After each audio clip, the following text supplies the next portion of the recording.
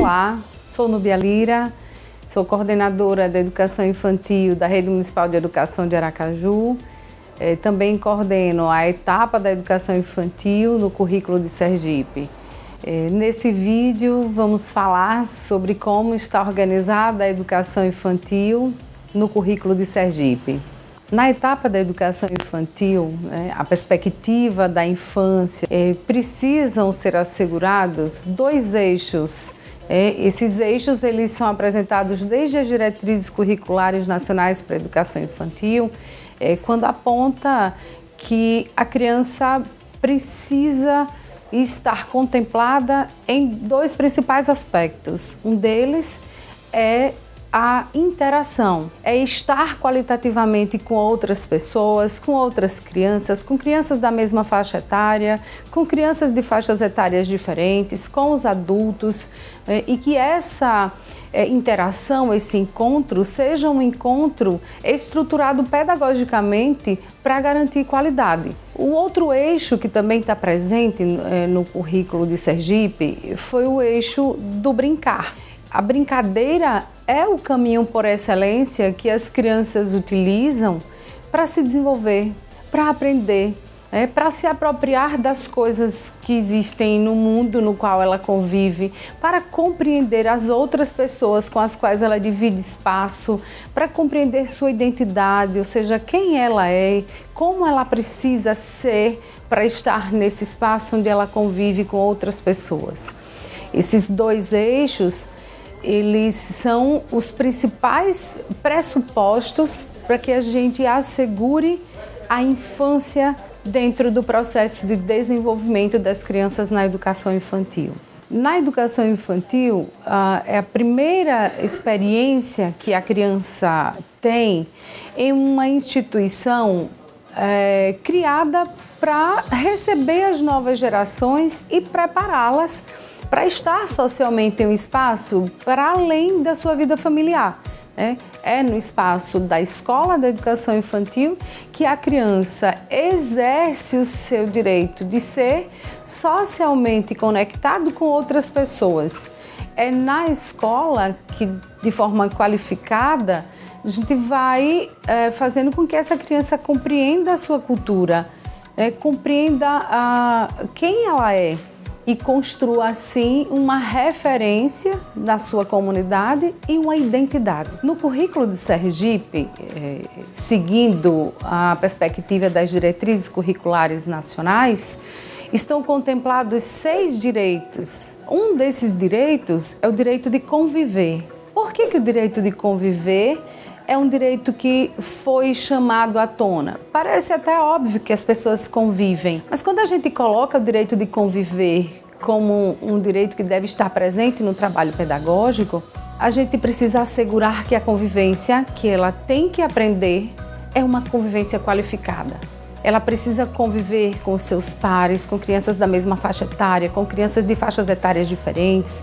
Precisa saber que se eu estou com crianças menores, se ela está com crianças menores, ela tem que aprender a cuidar do outro, exercendo o seu direito de estar no mundo, mas compartilhar com outras pessoas um sentimento qualificado.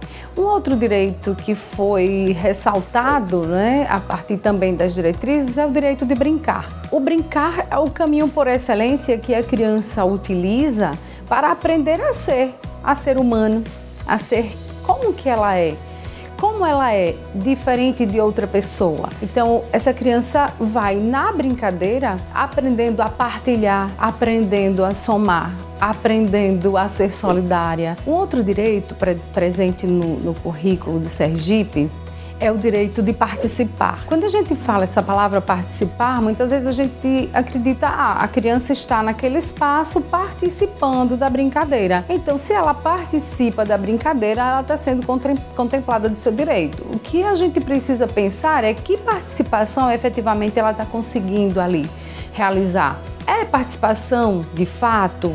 O outro direito, é o direito de explorar né? A criança está no espaço, mas está sendo proporcionado para ela, nas escolas de educação infantil, o direito de explorar as coisas, os objetos, os lugares. Ela está efetivamente explorando de forma consciente. É isso que a gente forma a capacidade da criança pensar. E um outro direito que vai nessa mesma perspectiva é o direito de expressar. Expressar é uma necessidade do ser humano e precisa ser aprendido na primeira infância, precisa ser aprendido desde bebês. E a criança não vai se expressar se os adultos com os quais ela convive, ou elas convivem, né, coletivamente ali naquele espaço, não proporcionarem essa escuta, né? E por fim, o último direito é o direito de conhecer-se, né? Então, como que a criança vive no espaço social, compartilha objetos, brinquedos, espaços, tempos com outras pessoas diferentes delas, pessoas parecidas também com ela, né? Outras crianças que ela gosta mais de brincar do que outras. Esse direito que a criança tem de se conhecer, de saber quem ela é, de construir sua identidade, quem é ela? Então, é esse conhecer-se a partir dessa construção da identidade. Essa identidade a criança precisa construir e na educação infantil a gente acredita que é o espaço por excelência para que isso aconteça. A outra forma de organização da educação infantil está na estruturação dos campos de experiências, né? Diferente do referencial curricular, que era a referência anterior para a educação infantil, nessa perspectiva das diretrizes curriculares, depois a Base Nacional Comum Curricular e o Currículo de Sergipe, apresenta já a perspectiva dos campos de experiências.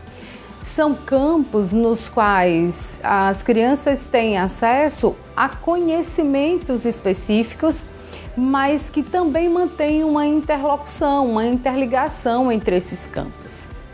Os campos de experiências propostos, um deles é o campo de experiências, espaços, tempos, quantidades, relações e transformações. Nesse campo de experiências, né, as crianças precisam compreender que os espaços têm características diferentes, que estar dentro da sala de aula tem um determinado comportamento que ela precisa ter, estar no espaço aberto, na areia, manuseando plantas, mexendo com a natureza, alimentando os animais, tem um outro comportamento, né? Um outro campo de experiências chamado traços, sons, cores e formas, quando a criança passa a conviver com objetos riscantes, como da escrita, mas de uma maneira genérica, né? A gente chama de escrita espontânea, do desenho, quando ela expressa graficamente com objetos riscantes, coisas que elas elaboram nas ideias. E aí elas aprendem que essas coisas que ela expressa graficamente têm cores, têm formas. É o campo de experiências, corpos, gestos e movimentos, né? Tudo que a criança faz, ela faz pensando sempre com todo esse corpinho em movimento, né? Então, é um campo de experiências que vai possibilitar muita vivacidade, né? A criança é toda corpo, né? Dentro do trabalho da educação infantil. O eu, o outro, nós é pensar quem sou eu, quem é a outra pessoa com a qual eu convivo, como é que eu brinco com esse meu amiguinho, com essa minha amiguinha. Então, o estar junto, o campo de experiência, o eu, o outro, nós, ele vai sempre fomentar a convivência salutar, a convivência capaz de fazer com que as pessoas estejam bem. Então, o campo de experiências, escuta, fala, pensamento e imaginação nos remete à ideia de que os primeiros textos com os quais a criança aprende a lidar, fazer, realizar, estão na forma de pensamento. Se ela aprende a pensar muito, criativamente, de forma bem imaginativa, bem vivaz, né? Ela vai conseguir falar com mais riqueza e possivelmente ler com mais riqueza interpretativa e futuramente eu também não tenho dúvida de que ela irá escrever com mais riqueza. Na educação infantil, nós temos 3 grupos etários que correspondem a essa organização curricular. O primeiro grupo etário, chamado do grupo dos bebês, que vai desde os primeiros meses até 1 ano e 6 meses de idade. O segundo grupo etário, que são chamados de crianças bem pequenas, ele vai de 1 ano e 7 meses a 3 anos e 11 meses. Esses 2 grupos etários correspondem à etapa da creche. Na etapa da pré-escola, nós temos a faixa etária de 4 anos até 5 anos e 11 meses.